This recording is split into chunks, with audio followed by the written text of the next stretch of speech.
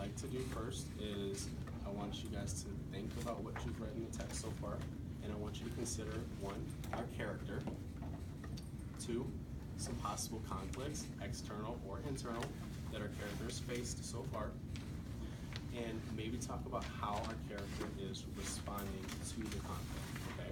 Now, I'm not gonna say too much. I want you all to talk to each other and build off of one another, okay? So, go ahead and have your annotations ready, and whoever would like to start, go ahead. Well, one of the biggest questions I had in the story was I wondered why Pop didn't kill Cameron, and is it because it is his son? And then another one was, if Cameron was born, where is his mom and who is his mom?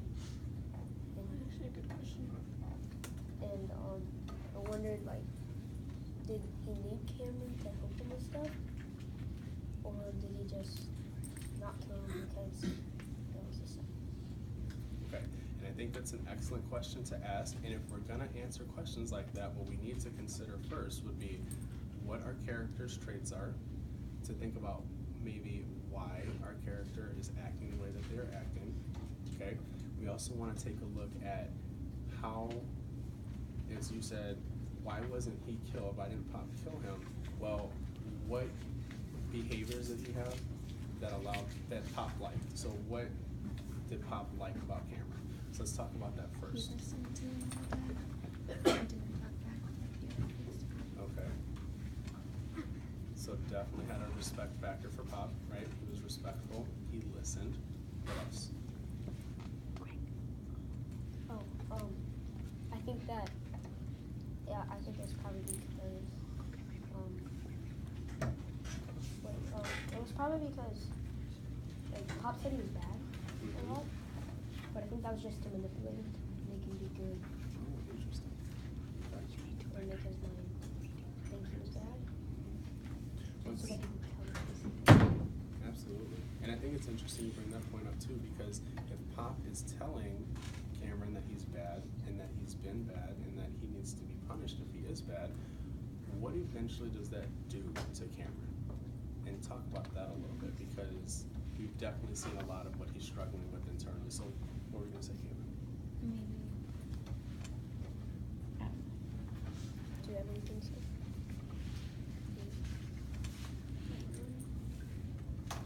Okay, well, let's consider this. Oh, I don't really, it's just, I don't, with his, who Cameron's mom is, I don't know, I think it said at the beginning of the book that his father killed his mom, so I don't know exactly if that's what it said, but I think that's what it said.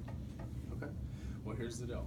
So if you ever have an inclination like that, you would definitely want to flag that and then come back to it later. So that way later on, if you see that the author put something else in the book and it connects to that idea, you can come back to it and then explain your thinking at that point, okay?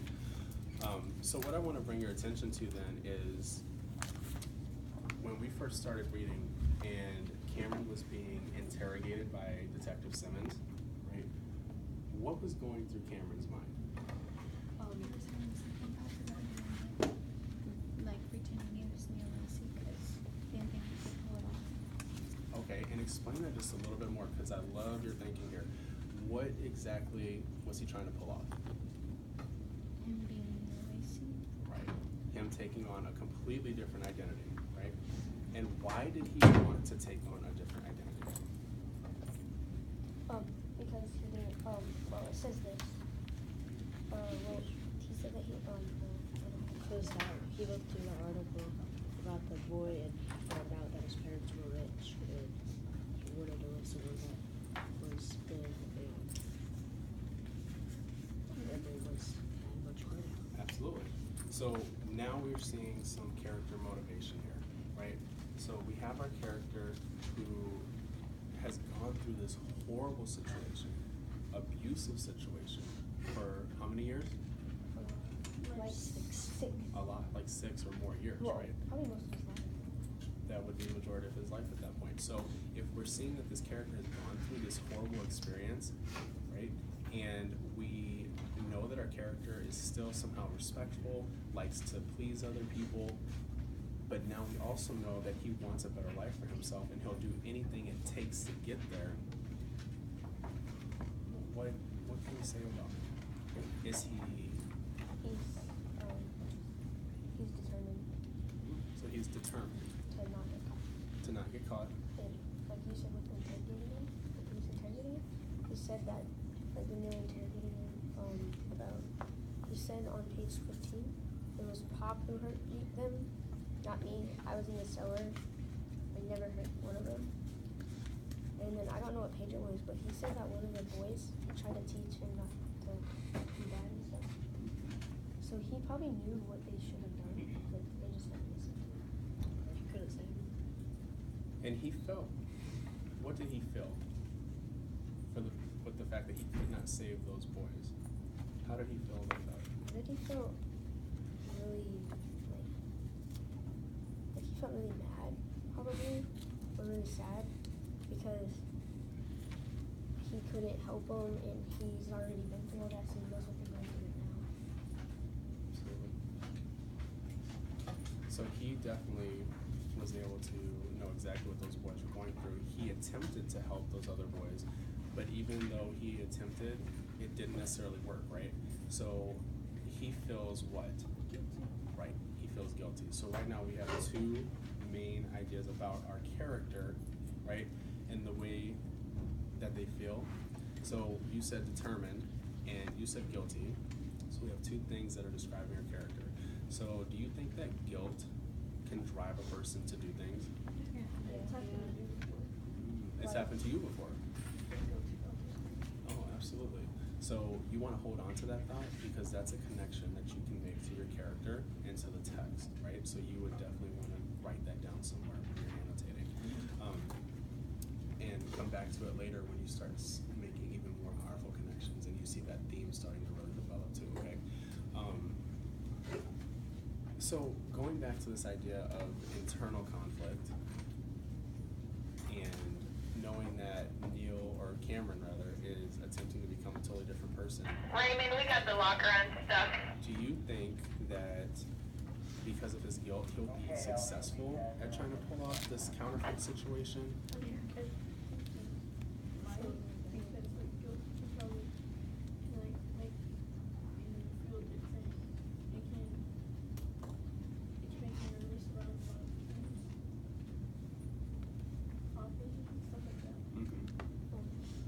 When we read the back, I remember that someone says that the cougar, one of his dad's tracks coming down and presents him with an ultimatum, share the wealth or be exposed. I think he'll feel guilty because because he's gonna be he's either gonna be exposed or he's gonna be lying, and then he's gonna think that he's gonna get in jail because he's been bad, or he's gonna be giving him the wealth and the money and feel guilty and then probably say who he is. Feel guilty for using their money. Okay. I like that you just referenced the back of the book, and here's why. Because you picked up on something else. You saw in the beginning of the book where our character was feeling the sense of guilt, and you know based off of the language that the author uses and the fact that we're getting to see all of this internal dialogue, this thoughts that Cameron has, that he feels this ultimate sense of guilt, not only because he couldn't save the boys, but also because he's attempting to take on this new identity.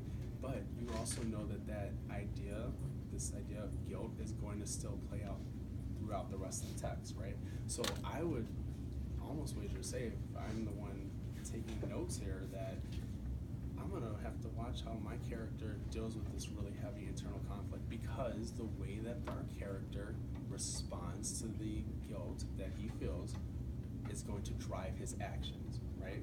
And we know that when our character responds to any conflict, internal or external, that allows me, as the reader, to begin to understand a theme that may be developing, right? Okay. Now, is it only internal conflict right now that Cameron's dealing with?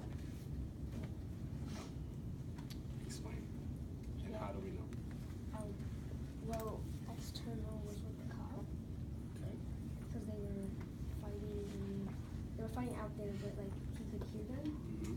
So it's not internal, external, because they were fighting with somebody else, thinking that that wasn't Neil, but he just had it.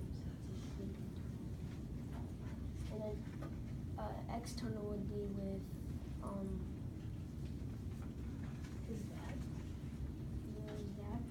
Like when he asked him the question about what Pop was doing, he kind of like felt sick to his stomach. Okay. I think that's all. It was on page 21, I think. 21. Okay. So you have your quote that proves that the external conflict, right, that he's going through. Okay. Now, here's a question for you. Does external conflict, can external conflict and internal conflict coincide? Meaning, can they both at the same time drive our character to do different things? Absolutely. So my question for you right now is, which one is he struggling with the most? Internal. Internal? And how do we know that? What has the author done or written in this book to let us know that? What? Because mostly when he talks, it's inside his head because he's the one who know like what who really is. Oh, yeah. Yeah, the real him and like the guilty past. Yes. All that. Yep. And I specifically with Detective Simmons, right? Yes, because Detective Simmons is this external force who continues to hound Cameron, right? And continues to say, so who are you again? And you claim to be who? Right, and the author puts all this dialogue in, right? From Detective Simmons. And we see that Cameron is really, really getting so nervous to the point where he's just blacking out. Remember? He's the antagonist. Well, The cop. well, we don't want to label that just yet, right? Because right now he's an external conflict, he's the opposition, but I think Kruger's. okay, we'll have to see how that plays out, because remember, an antagonist would be someone who we see consistently throughout the text that the author placed in there to try to stop the movement of the plot or the action, right? We'll come back to that. So right now, let's talk about this. Knowing that we have this huge internal conflict and some external conflict, what can we see developing in terms of a theme? And remember that the theme can change throughout the text. It does not have to be the same from the beginning of the story to the end of the story. It can definitely change. But remember, we want to look for the building blocks of a theme. We want to look for the main ideas that the author places in the story. When we look at the character, right? What main ideas are we seeing here? Acceptance. Acceptance. Okay, and why would you say that? Because he's trying to fit in the family and not Right. His parents actually accept, well, not his parents, but they actually accepted him Okay. because how he looks. He looks really like, you know, so he's fitting to be, you know, like, his parents are invested throughout his time. Absolutely. So, he got really nervous when he came home and they gave him pizza and root beer and he didn't finish either of them, but he went to bed early. And then his parents were worried that him and his parents were worried that he was gonna do something wrong, like, cause he was worried because his parents knew that he likes that cheese pizza and root beer because they're his favorite thing, and he liked that movie, but they never finished it. He just went to bed, and so, and his parents are trying to catch him now to it. I think that one of the main ideas would be guilt, because we've been talking about guiltiness a lot. So like, it could be a part of the theme too. Like guiltiness could stride you to do different things. This is going through most of the book right now. Yeah, it's gonna go. so instead of saying, and I love what you all just said, by the way, because you are taking these key or main ideas that we're seeing present in this text, and you're not calling them a theme, right? Because